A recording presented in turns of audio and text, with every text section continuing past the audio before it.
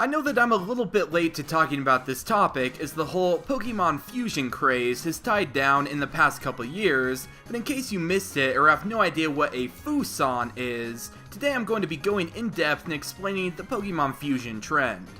Pokemon Fusion is exactly what it sounds like, two Pokemon fusing together to create a brand new Pokemon-esque creature. While we have had something like this appear in the mainline Pokemon games before, once in the original games with Bill, and the other time in Generation 5 where it was featured as a pretty big plot point, I'm going to be talking about all of the community creations and fusions rather than legitimate canon examples of fusions from the mainline Pokemon games. So consider this a warning. Once again, this video is going to be about the Pokemon community's reception and creations rather than the mainline game's examples. So if you're offended by talking about something that isn't technically official Pokemon stuff, then I'd recommend getting out of this video as soon as possible. Another quick note, but you'll be able to find links to all of the pictures and artist pages in the description below. You should go check them all out because they made some pretty cool fusion art, and a lot of them have even more awesome creations and pictures that I won't be showcasing in this video. Alrighty, let's dive right in and look at the beginnings of the Pokemon Fusion trend. While I'm sure that fusing Pokemon together was an idea that had existed in fans' minds since the first games, the first truly big time it started to circulate the public was way back in November of 2008. A message board called Congregate held a contest where posters were invited to try to make the coolest Pokemon fusions by merging the in-game sprites. Many entries were received, and the winner was a fusion that had elements of Giratina, Metang, Articuno, Alakazam, and Infernape. After this contest, Pokemon Fusion started to get a little bit more traction, and the idea started to spread around the internet. Various websites and forums got dedicated boards just for Pokemon Fusions, and there were even groups solely dedicated to making custom sprites of fusions. Despite all of this popularity though, it was still a relatively uncommon idea to the general Pokemon fan. On August 8th, 2010, Alex Onsager launched the Pokemon Fusion Generator website, and this is where I feel like Pokemon Fusion really went mainstream and almost reached the peak of its popularity. The Pokemon Fusion Generator was able to fuse the Fire Red and Leaf Green sprites of any two Generation 1 Pokemon together and yield a new, oftentimes horrifying result. After the Generator release, fusions really started to get popular and well known. Something that could have possibly contributed to fusions getting so popular with fans, besides the Generator, was that in February of 2012, Black 2 and White 2 were announced alongside the Kyurem fusions.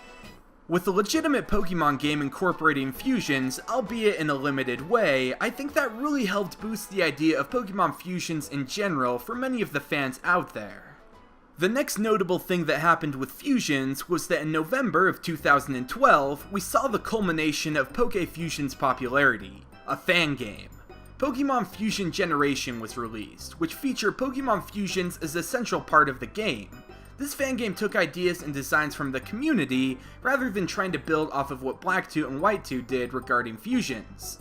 The fusions had different types and moves. It was pretty cool to see an entire fan game dedicated to this idea. This was about the time that I really started to see Pokemon fusions almost everywhere. With the new fan game and also with how easy creating a fusion was made due to the Generator, it seemed like almost everyone in their elith was talking about and making fusion Pokemon. Eventually, with how widespread fusions were becoming, we started to see more and more awesome fan art rather than just the fused sprites of old. Tumblr and other art websites were running mad with fusion fan art, and a lot of it was actually pretty cool and good. This was truly the peak of Pokemon fusions, but like most popular trends, it eventually began to decrease in steam, and now fusions aren't quite as popular as they once were. Now don't get me wrong, fusions are still pretty popular, and I see fusion fan art every once in a while too. One of the Pokemon trading card game artists, Tokia, recently made a couple of fusions as well. It's far from being an obsolete idea, but compared to the popularity it had in the past couple years, it's definitely been slowing down. And there we go! That's just a quick overview of the Pokemon Fusion trend that's been happening for the past couple years. Even though it has lost a little bit of the excitement behind it, it's still pretty interesting to see an artist rendition of two Pokemon fusing together. I see tons of people wanting Game Freak to revisit the idea of Pokemon Fusion in future games, but make it so that a wide variety of different Pokemon can fuse together, like all of the fan art does. While I'm not sure if I'd like to have every Pokemon be able to fuse, I think that if they expanded upon the fusion idea from Generation 5, it could be kind of cool to see. So what do you guys think? Do you like Pokemon fusions? Maybe you only like the official ones in real Pokemon games. Maybe you just hate the idea in general and feel like it's overly complicated and looks bad. Feel free to leave your own thoughts and opinions on fusions in the comments below. Thanks for watching, and I'll fuse you later.